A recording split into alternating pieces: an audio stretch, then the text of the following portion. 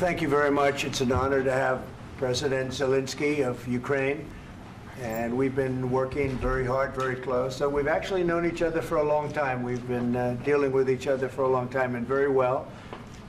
We had a little negotiation spat, but that worked out great, I think, for both countries, I think for the world, actually, beyond both countries. And we have something that is a very fair deal, and we look forward to getting in and digging and working and getting some of the rare earth. But it means we're going to be inside, and it's a big commitment from the United States, and we appreciate working with you very much.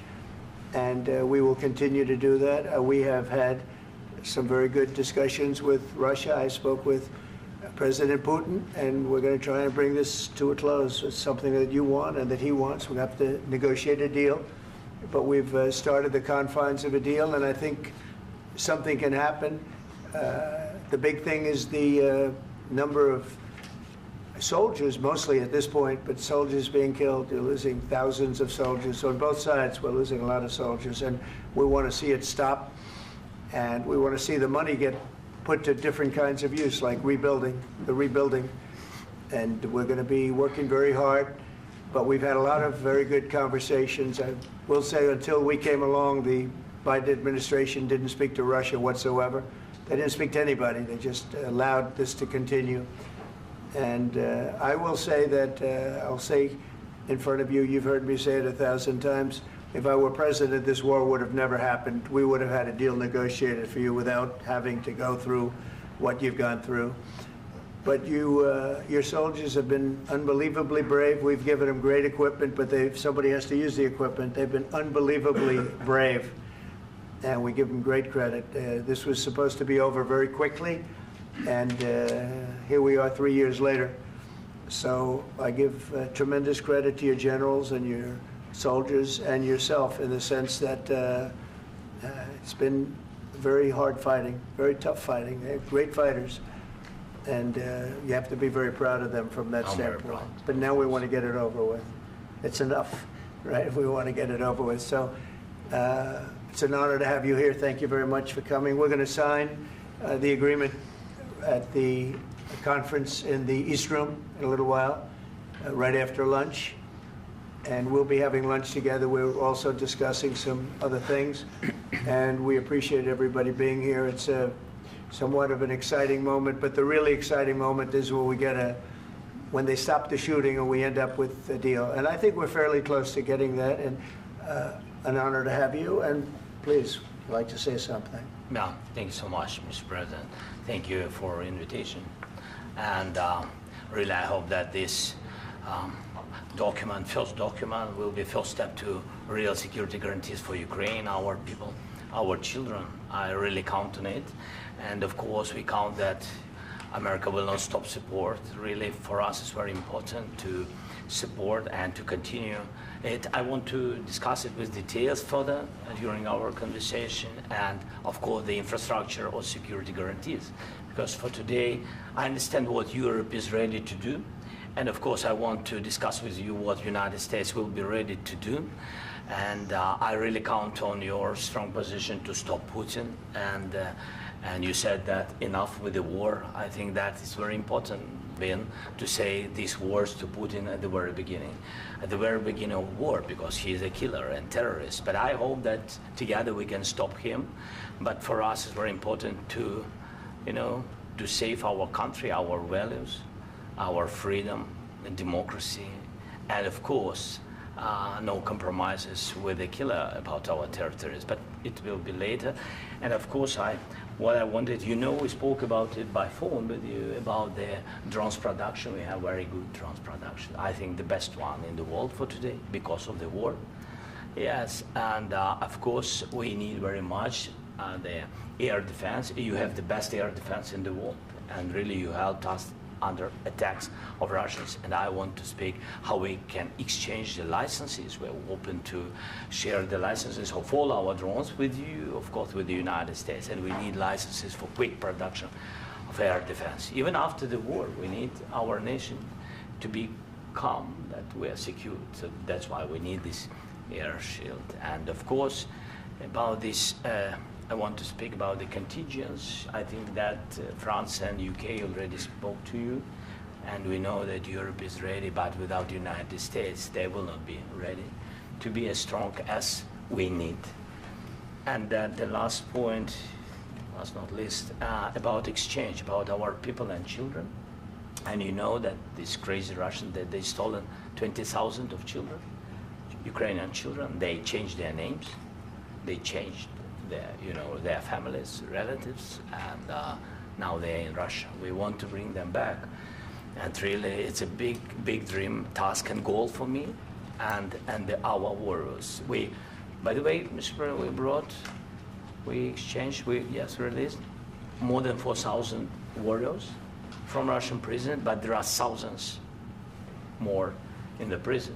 I wanted to share with you some images. How it's, I've just can I now? Yeah, please. Some minutes, 1 minute, 1 minute. Just you to understand in what circumstances, in what situation they are, and what the attitude of Russia to our prisons. That guys, just you before and after. And you see before and after, just you to understand. Now thousands of such guys, ladies and men, there, and that, so they don't eat, they beat them, and they, they do a lot of, bad things. So out of, even during the war, there are rules. Everybody knows there are rules during the war. So these guys, they don't have any rules. You see that 50, 60 kilograms left, and a lot of such things. And I didn't want to show you what the changes with images of children, because I will just share with you. And I mean, it's looking tragic. Yep, that's tough stuff.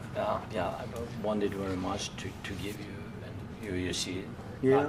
This is pastor, by the way. They stolen pastors, because it's not Russian church. They stolen pastors and moved pastors to the prison. At the end of last year, we brought 3 pastors, and we could exchange them. And this is pastor, you see. Yeah, that's tough. Yeah, so I mean, this I wanted to show you, and this. So thank you very much. We want to get that ended, right? Yeah, of course. We And want. I think we will. And We have to, of course. do you have any questions, please? Mr. President. Thank you, Mr. President. With how much money is the U.S. going to put into the fund that is being created today, and how does this provide long-term security for Ukraine? Well, we don't know exactly how much, because we're going to be putting some money in a fund that we're going to get from the raw earth that we're going to be taking and sharing in terms of revenue. So it's going to be a lot of money will be made from the sale and from the use of raw earth. And as you know, our country doesn't have much raw earth. We have a lot of oil and gas, but we don't have a lot of the raw earth. And what we do have is protected by the environmentalists, but that can be unprotected, but still it's not very much.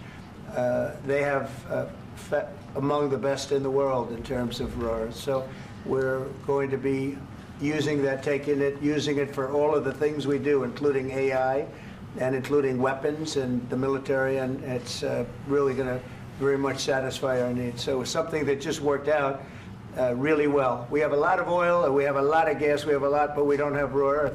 So this has just about every component of the raw earth that we need for computers, for all of the things we do.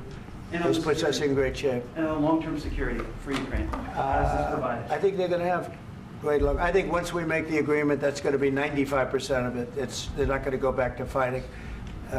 I've spoken with President Putin, and I feel very strong. I've known him for a long time, and I feel very strongly that they're very serious about it, and we'll make a deal. And when the deal is made, I don't think, we talk about security. Everyone's talking about the other day, all they talked about was security. I said, let me make the deal first.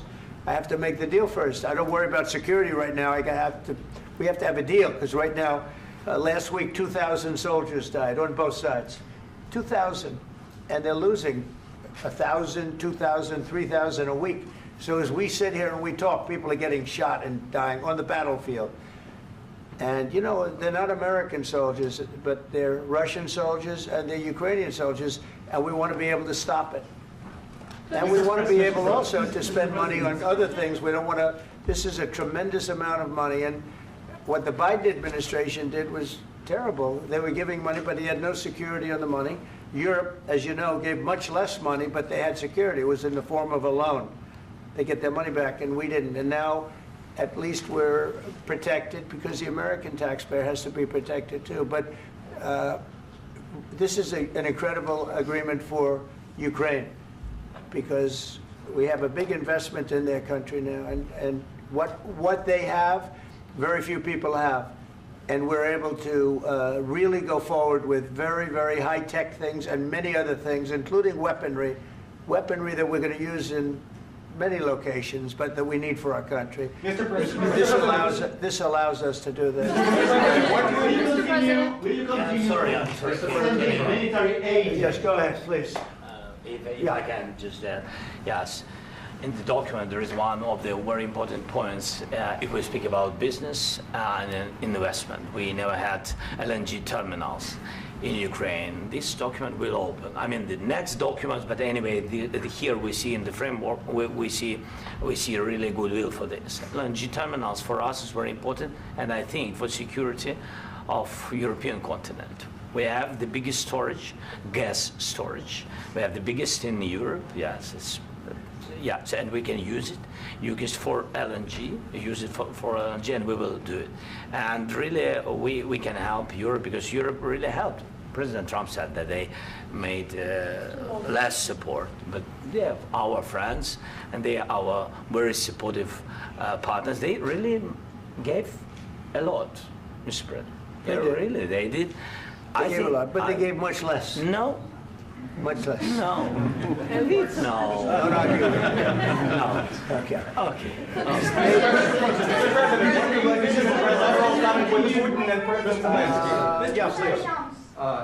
Mr. President Trump, you have repeatedly called the deal with Ukraine as a historical one. And as a President of the United States, you make historical decisions in other issues which affect America and other world.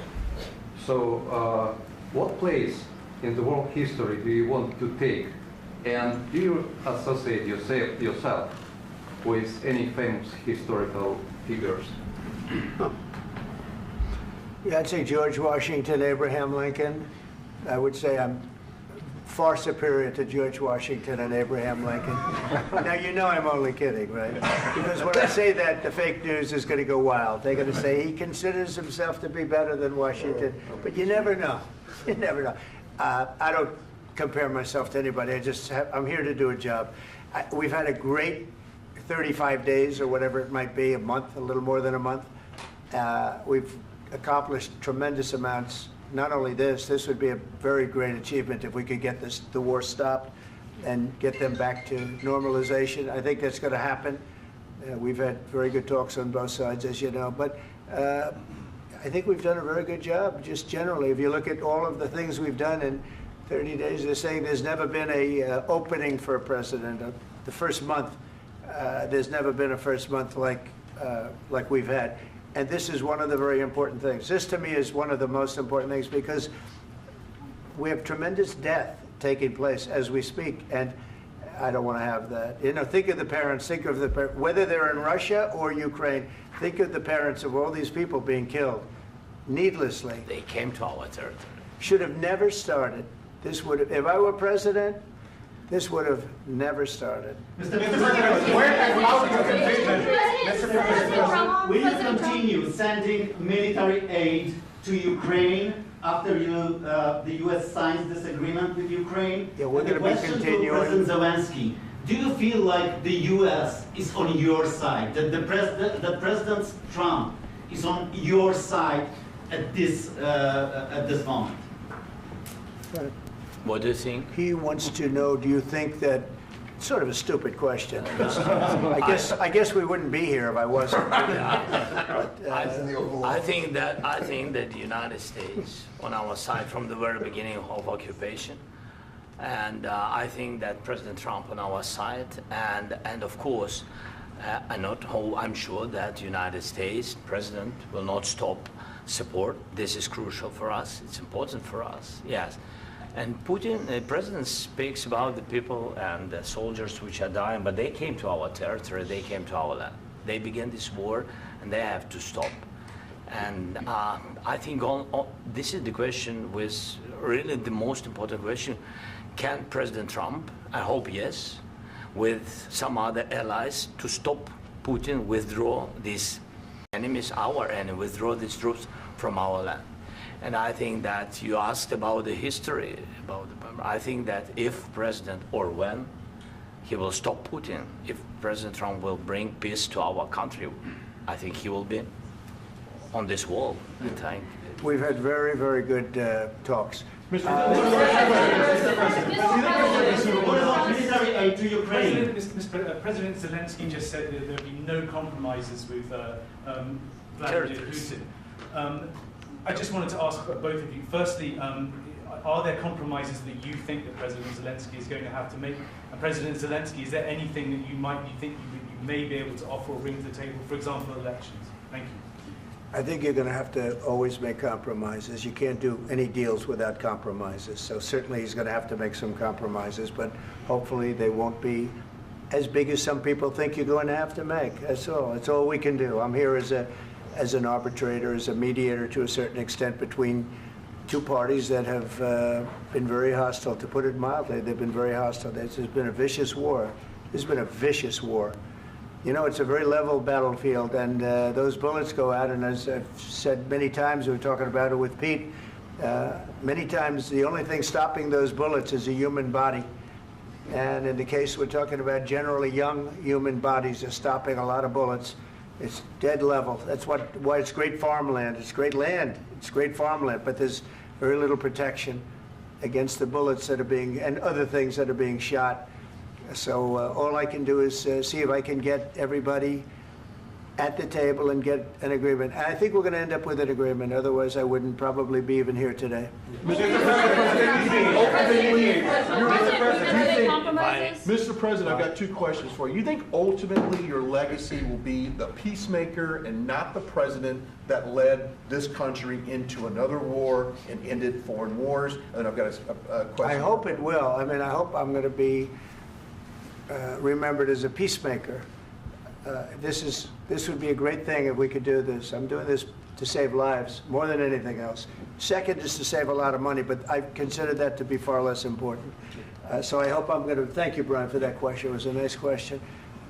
I hope I'll be known and recognized as a peacemaker. This would be a great thing to solve. This is a very dangerous situation. You know, this could lead to a third world war. This was headed in the wrong direction. If this election were lost, if we didn't win this election, and we won it by a lot, that was a mandate. We won every swing state. We won the popular vote by millions and millions of votes. We won everything. The districts, you look at the areas of red, take a look at a map. This was a big mandate, and this was one of the things. I said, we're going to get this thing settled. If we didn't win, I think this could have very well ended up in a third world war, and that would not have been a good situation. What was your second question? And my second question for President Zelenskyy, why don't you wear a suit? You're at the highest, why don't you wear a suit? You're at the highest level in this country's office, and you refuse to wear a suit. Just want to see if do you own a suit? Yeah, problems. A lot of Americans have problems with you not respecting the dignity of this office. I will wear a costume after this war will finish. Okay. Yes, maybe Maybe something like this? Something like yours, yes. That'd be great. Maybe something better, I don't know. We will see. Maybe something cheaper than, yeah. Thank you. Thank you. President Trump. Thank you, President Trump. You said yesterday that you have... Are you going to send more arms to Ukraine in case there's no peace? Yeah, we're going to have arms to Ukraine, yeah, sure. Hopefully I won't have to send very much, because hopefully we're going to have it finished. We're looking forward to finishing this quickly. We're not looking forward to sending a lot of arms. We're looking forward to getting the war finished so we can do other things. But we very much appreciate the agreement, because we needed what they had, and we're treating, you know, our country is now treated fairly. Biden didn't do that. He didn't know what the hell he was doing. This should have never happened. This should have never started. But, you know, sure, the answer is yes, but hopefully we won't have to send much because I'm looking forward to getting it done quickly, very quickly. Does that mean you'll provide security guarantees, Mr. President? I don't want to talk about security yet because I want to get the deal done. You know, you fall into the same trap like everybody else. A million times you say it over and over. I want to get the deal done. Security is so easy. That's about 2% of the problem. I'm not worried about security. I'm worried about getting the deal done. The security is the easy part. Security is very nice. Everybody stopped shooting. And now will Europe put people there? I know France is going to. I know the UK is going to. I know other countries are going to, and they happen to be right next door. We haven't committed, but we could conceivably. You know, we have security in a different form. We'll have workers there digging, taking the raw earth so that we can create a lot of great product in this country. So in that sense, you have something, but we haven't determined that yet. I will say, in speaking to France and in speaking to, and they were here, as you know, last week and just the other day, they have committed to a lot of security. I don't think you're going to need much security. I think once this deal gets done, it's over. Russia's not going to want to go back, and nobody's going to want to go back. When this deal ends, I really believe this deal is going to be over. Question? Yeah, please go ahead. Go ahead. Thank you, sir. Mr. President, thank you. You had Mr. Macron and Keir Starmer at the White House this past week, both of whom praised your courage and conviction to lead the pathway towards peace. Yes. Part of that involved, though, re-engaging Russia in diplomatic relations, something that previous leaders lacked the conviction to do so. What gave you the moral courage and conviction to step forward and lead that? Well, I love this guy. Who are you with? One American News, sir. Well, that's why I like him. One American News does a great job. I like the question. I think it's a very good question. It's a pathway to peace. It's a pathway to getting something solved. And I feel that as the head of this country, I have an obligation to do that. Plus, you know, we're very much involved. We got involved. It's too bad we got involved because there should have been no involvement because there should have been no war. And there shouldn't have been October 7th. That would have never happened. As you know, Iran was broke. They had no money to give to Hezbollah. They had no money to give to Hamas. They were stone cold broke. And then under Biden, they became rich as hell. They went from no money to $300 billion in a period of 4 years. And they gave a lot of that money away, and you see what happened. And that's a real mess also that we hope to be able to solve. But no, I appreciate your question very much. I feel I have an obligation to try and do something to stop the death. If I can answer, yes, if I can answer, Please, sorry, go ahead. please. And I do like your clothing, by the way. Yeah, really? Even though I think he's a great guy, by the way. But I don't know if you two like each other. But you know what? I think he's dressed. I think he's dressed. I like this guy. I don't know I think him. he's dressed beautifully. So I have more serious things than answer on such Yes, question. sure, that's I will okay. answer on more serious That's a good question statement. if I can. That's good. Yeah. So please, about security guarantees and about just ceasefire. We can't just speak about ceasefire and speak. It will not work. Just ceasefire will never work because I'm like the president. I have this experience, and not only me. Ukraine before my presidency, from the 2014, Putin broken 25 times. 25 times he broken his own signature. 25 times he broken ceasefire. But he never broke to me. He never broke to me. No, you were the president. He You never were the broke- president he during. never broke to me. In 2016, you've been the president, Mr. President. You've been the president, but he had, of course, not with you, but he had during those period. He had conversations with our side, and we had Normandy format. You know, the France, Germany, Ukraine, and Russia, and he broken 25 times. That's why we will never accept just ceasefire. It will not work without security guarantees. Security guarantees, maybe President is right about this document and other, but this document is not enough. Strong army is enough because his soldiers afraid, Putin's soldiers afraid of our soldiers when we're strong enough. If we are not strong enough, if we are empty, if our storage is empty, we can't defend our land. Today, you know, he knows that we have all the world knows that we have meeting. Yes, why he's using ballistic? Putin today using ballistic on our hospitals, schools, and etc. Ballistic. So he knows that we are here and that President Trump is really have goodwill to stop this war. And you hear now the president. So why he's using? So he doesn't want to stop. He doesn't want. But I hope that we will do it. Really, we'll do it. Security. When we speak about security guarantees, when the Europeans are ready for contingents, they need USA backstop. If there will not be United States, we will not never have any contingents, strong contingents from the Europeans, because they don't want to divide alliance, connection between the United States as the main and strongest ally and Europeans. And this is crucial, this is important. That's what we want to speak about very much. This is very important. And air defense.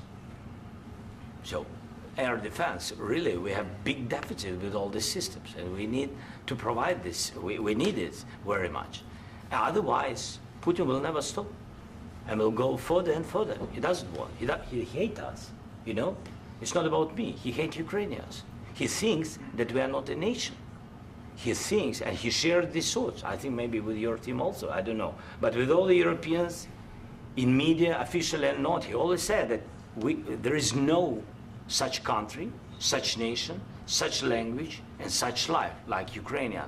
No, he really doesn't respect all the Ukrainians, and he wants to destroy us. And you are right, Mr. President, that's 2%. This document, maybe other documents, it's a very good start, very good, but it will not enough to stop this person. Should Russia pay to rebuild Ukraine? Mr. President, under these Should Russia pay to rebuild Ukraine? They have to pay. This question you This didn't is the like rule. because This is the rule of because the war. I'm This is sorry. the rule of the war.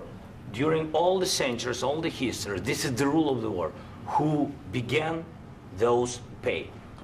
Do you agree, This is the rule. Putin began this war. He has to pay all money for innovation. He has to pay. Of course, some Russian assets, what we have in Europe, about 300 billions, we can use them. We can use for innovation and buy military support from the United States also. We can do it, but it's not enough. It's not enough. President, under these circumstances, do you envision a trilateral summit with Because I want Putin to and know- President Zelenskyy? Wait 1 second. I asked this question that you didn't like because I wanted to know if you want to position yourself in the middle between Russia and Yes. Ukraine or on the Ukraine side. No, I'm in the middle. I want to solve this thing. I'm for both. I want to get it solved. And it's wonderful to speak badly about somebody else, but I want to get it solved. If we can solve it, great. If we can't solve it, they're going to have to fight it out, and who knows what's going to happen. But I want to see it get solved. May I follow up? One more question about U.S. troops in Europe. After Russian invasion of Ukraine, your predecessor sent additional troops to Eastern Europe, including Poland, my country. Yeah. Are you committed to keeping these troops on the eastern flank of NATO in the future? I'm very committed to Poland. I think Poland has really stepped up and done a great job for NATO. They, as you know, they paid more than they had to. They are one of the finest groups of people I've ever known. I'm very committed to Poland. What about Baltics? Poland's in a tough neighborhood, you know. What about the Baltics? The Baltics, they got a lot of, it's a tough neighborhood too, but we're committed. We're going to be very committed, and we're committed to NATO. But NATO has to step up, and the Europeans have to step up more than they have. And I want to see them equalize, because they are in for far less than we're in, and they should be at least equal. You understand that? Why is the United States, we have an ocean in between, why is the United States in for so much more money and other things as Europe? With that being said, and as you said, they've also been obviously very helpful, but we have put in far more than they have, and I think they should equalize. Mr. President, Yeah, please, go Can I ahead. ask you about the agreement again today? What changed between the first time that Secretary Bessent gave President Zelenskyy the agreement and today for the signing? We made a deal. So What was the I'm just- deciding factor? I'm a business person. We made a deal. That's what changed. A lot of the President, minerals. I didn't think we were going to make a deal, and We ended up making the deal, so that changed. Mr. President, what and how do you envision a trilateral summit with President Zelensky and Putin? I don't know, under but these well, they circumstances? don't like each other, I can tell you that. Okay? They do not like each other. This is not a love match, and it's unfortunate. That's why you're in this situation. The United States should not have allowed this to happen, okay? The United States, run by a man that didn't know much, I'm going to be very nice, run by an incompetent person, very incompetent person, should never have allowed this to happen. I've stopped wars. I've stopped many wars. My people will tell you, I stopped wars that nobody ever heard about. I stopped wars before they ever started. You can look at some of, I could give you a lot of nations that would tell you right now they were probably going to war. I could tell you right now there's a nation thinking about going to war on something that nobody in this room has ever even heard about. Two smaller nations, but big, still big. And I think I've stopped it. But this should have never happened. Mr. President. About sorry, just a second. About any negotiations. First of all, I want really to tell you, and I think that everybody understands that Ukraine, more than Ukrainians, nobody wants to stop this war. But at the future, any negotiations, it's understandable that two sides of the war, not Russia and the United States, because this is not the war between Russia and the United States. This is war of Russia against Ukraine and Ukrainian people. So these two sides will be at the anyway will be at the negotiation table. Then of course United States, like the strongest partner of the Ukraine, and of course Europe. I think Europe is very important. I want to speak about it with the president.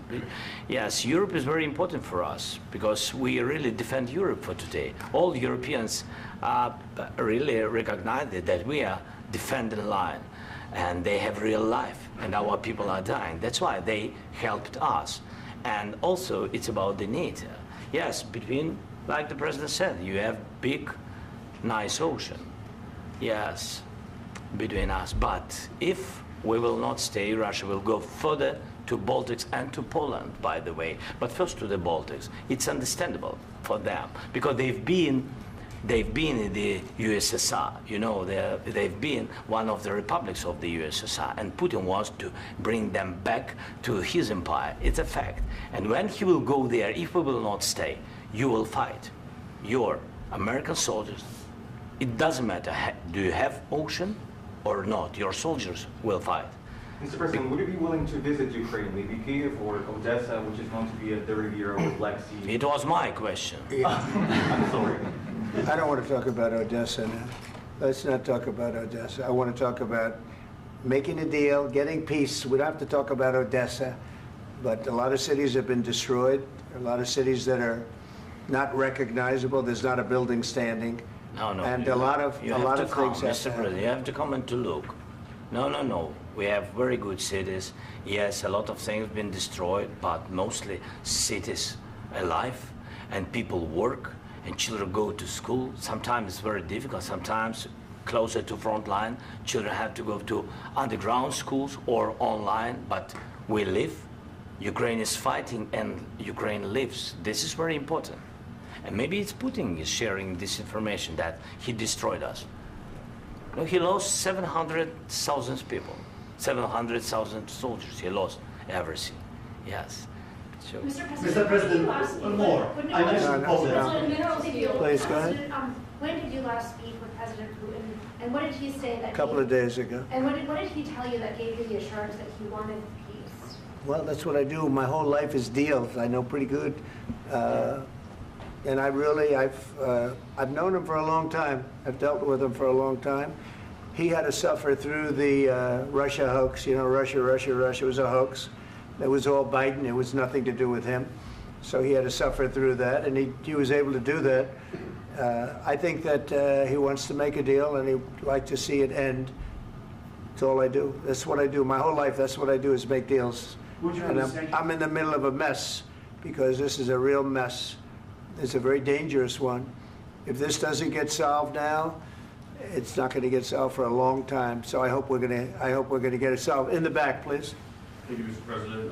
Prime Minister Starmer claims repeatedly that his government believes in free speech and was not engaged in censorship.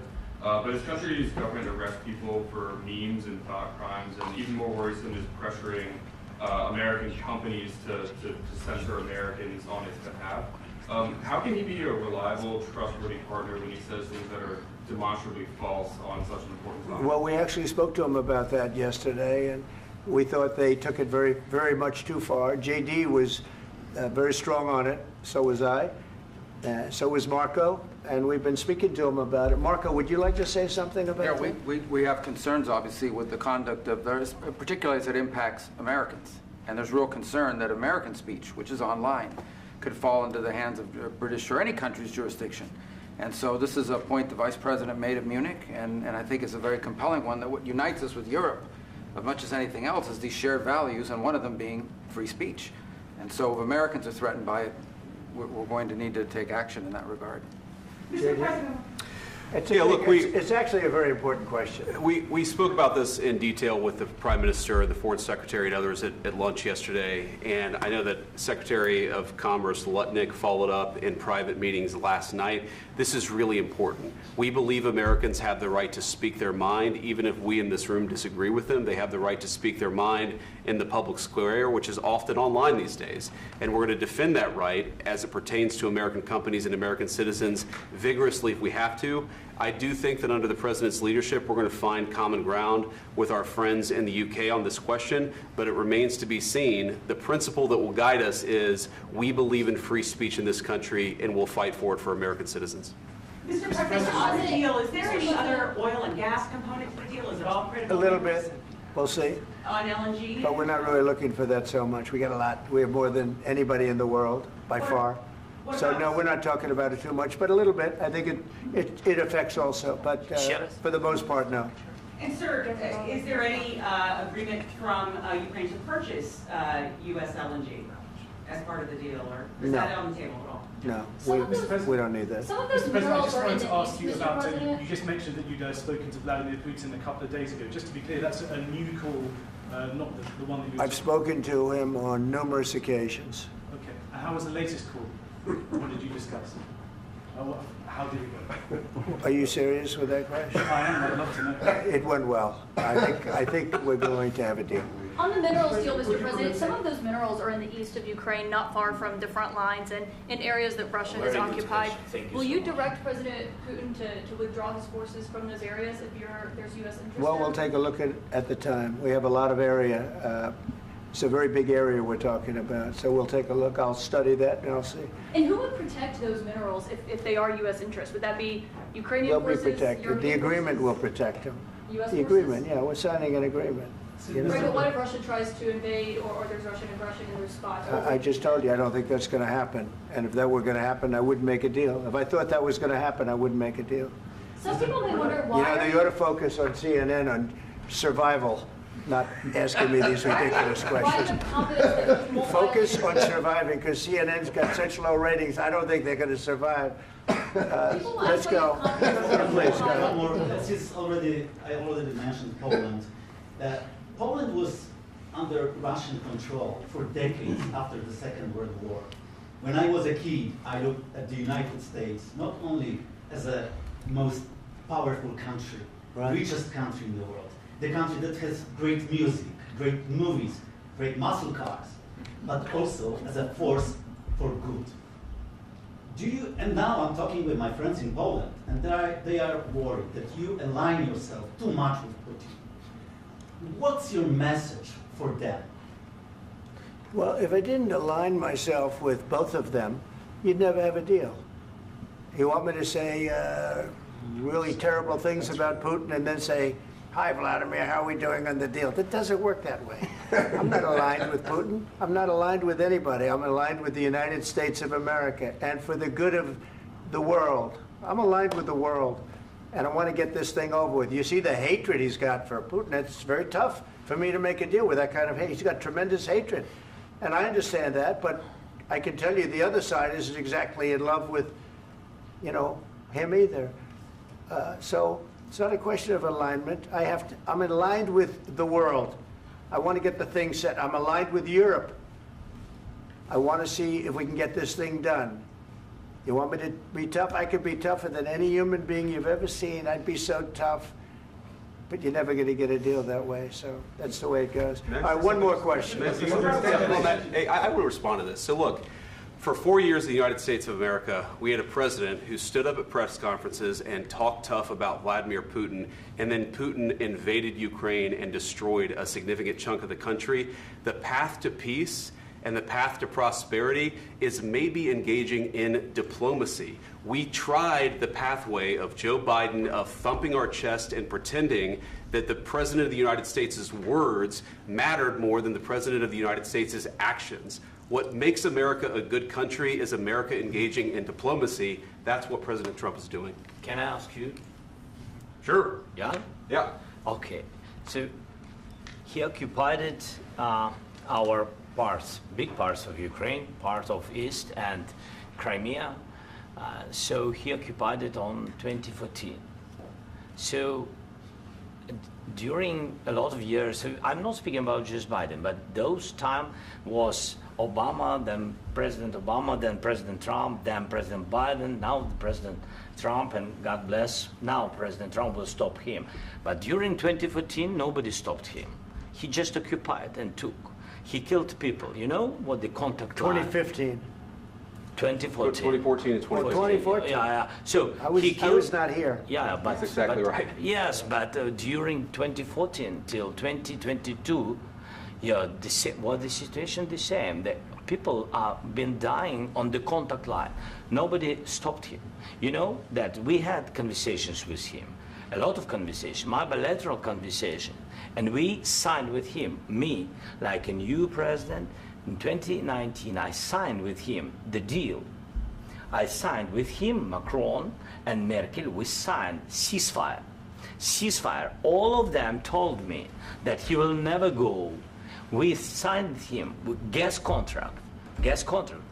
Yes, but after that, he broken this ceasefire. He killed our people and he didn't exchange prisoners. We signed the exchange of prisoners, but he didn't do it. What kind of diplomacy, JD, you are speaking about? What do you mean? I'm talking about the kind of diplomacy that's going to end the destruction of your country. Yes, but if you Mr. President, with respect, I think it's disrespectful for you to come into the Oval Office and try to litigate this in front of the American media. Right now, you guys are going around and forcing conscripts to the front lines because you have manpower problems. You should be thanking the President for trying to bring an end to this conflict. Have you ever been to Ukraine that you say what problems we have?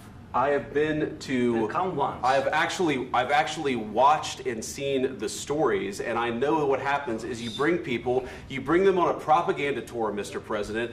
Do you disagree that you've had problems bringing people into your military? And do you think that it's respectful to come to the Oval Office of the United States of America and attack the administration that is trying to prevent the destruction of your country?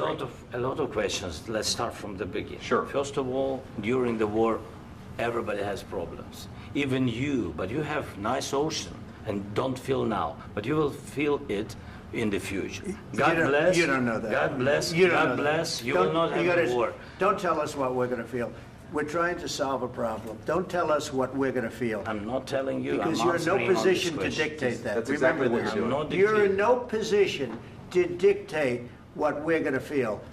We're going to feel very good. You will feel influence. We're going to feel very good and very strong. You will feel influence. You're right now not in a very good position. You've allowed yourself to be in a very bad position, and he happens to be right about it. From the very beginning of the war. You're not in a good position. You don't have the cards right now. With us, you start having cards. Playing cards. Right now, you don't. You're playing cards. You're playing cards. You're gambling with the lives of millions of people. You're gambling with World War III. You're gambling with World War III. And what you're doing is very disrespectful to the country, this country. That's back to you. Far more than a lot of people said they should have. Have you said thank you once? This a lot entire of meeting? times. No, in this Even entire meeting, today. have you said thank Even you? today. You went to Pennsylvania and campaigned for the opposition in October. Offer some words of appreciation for the United States of America and the president who's trying to save your country. Please, you think that if you will speak very loudly about the war, you He's can... not speaking loudly. He's not speaking loudly. Your country's in big trouble. Can I Wait a answer? minute. No. Can You've I done a lot answer? of talking. Your country is in big trouble. I know. You're not I winning. know. You're not winning this. You have a damn good chance of we coming are out staying, okay because of Mr. us. President, we are staying in our country, staying strong from the very beginning of the war. We've been alone, and we are thankful. I said thanks You haven't in been this alone. cabinet, You and haven't not been only alone. in this cabinet. We gave you, through I this said stupid president, $350 billion. You We voted gave for you your military president. equipment, You and you voted men for are your brave, president. but they had to use our military. What about West? If you didn't have You our invited military me- equipment, You invited if me you to didn't speak. have our military equipment, this war would have been over in 2 weeks. In 3 okay? days, I heard it from Putin. In 3 days, this is something Maybe new. less. In 2 weeks, of course, yes. It's going to be a very hard thing to do business like this. I Again, tell you. just say thank you. I said a lot of times thank you to American people. Accept that there are disagreements, and let's go litigate those disagreements rather than trying to fight it out in the American media when you're wrong. We know that you're wrong. For the American people to see what's going on. I understand, sir. I think it's I very understand. important. That's why I kept this going so long. You have to be thankful. You don't have the I'm cards. thankful. You're buried there. Your people are dying. tell you You're again, running I low know. on soldiers. Don't- Listen, don't please, you're running Mr. low on President. soldiers. It would be a damn good thing. Mr. And then President. then you tell us, I don't want a ceasefire. I don't want a ceasefire. I want to go and I want this. Look, if you could get a ceasefire right now, I tell you, you take it so the bullets stop flying and your men stop getting killed. Of course, we want to stop the war. But you're I saying said- you don't want a ceasefire. But I said to you, I want a ceasefire. with guarantees. Because you'll get a ceasefire faster than an agreement. Ask our people about ceasefire, what they think. That wasn't doesn't with matter me. for you what- That what wasn't this with me. means. It That was wasn't with with you. a guy named Biden, who was not a smart person. This That is was your, with, this that was is with your Obama. president. It was your president. Excuse me. That was with Obama, who gave you sheets, and I gave you javelins. Yes. I gave you the javelins to take out all those tanks. Obama gave you sheets. In fact, the statement is, Obama gave sheets and Trump gave javelins. You got to be more thankful, because let me tell you, you don't have the cards. With us, you have the cards. But without us, you don't have any cards. One more question to Mr. Vice President. I'm sorry. It's going to be a tough deal to make, Um, because the attitudes have to change. What if Russia breaks ceasefire? What if Russia breaks peace talks? What do you do then? I understand that it's a heated conversation right now. What are you but saying? what She's if asking, what if if Russia Putin breaks the breaks ceasefire? What if anything? What if a bomb drops on your head right now? But they have Okay? broken ceasefire What if they broke it? many I don't know. They broke it with Biden, because Biden, they didn't respect him. They didn't respect Obama. They respect me. But what Let me tell you, Putin went through a hell of a lot with me. He went through a phony witch hunt where they used him and Russia. Russia. You ever hear of that deal? That was a phony Hunter Biden, Joe Biden scam. Hillary Clinton, Shifty Adam Schiff. It was a Democrat scam. And he had to go through that. And he did go through it. We didn't end up in a war. And he went through it. He was accused of all that stuff. He had nothing to do with it. It came out of Hunter Biden's bathroom. It came out of Hunter Biden's bedroom. It was disgusting. And then they said, oh, the laptop from hell was made by Russia. The 51 agents. The whole thing was a scam. And he had to put up with that. He was being accused of all that stuff. All I can say is this. He might have broken deals with Obama and Bush, and he might have broken them with Biden. He did, maybe. Maybe he didn't. I don't know what happened. But he didn't break them with me. He wants to make a deal. I don't know if you can make a deal. The problem is, I've empowered you to be a tough guy. And I don't think you'd be a tough guy without the United States. And your people are very brave. But you're either going to make a deal or we're out. And if we're out, you'll fight it out. I don't think it's going to be pretty, but you'll fight it out. But you don't have the cards. But once we sign that deal, you're in a much better position. But you're not acting at all thankful. And that's not a nice thing. I'll be honest, that's not a nice thing. All right, I think we've seen enough. What do you think? Huh? This is going to be great television, I will say that. All right. We'll see what we can do about putting it together. Thanks, sir. in the back of the Can you start negotiate, given that? We'll see, I don't know. All right, guys, come on. Wait. Hey, come on, let's go. Guys, come on, let's move, please.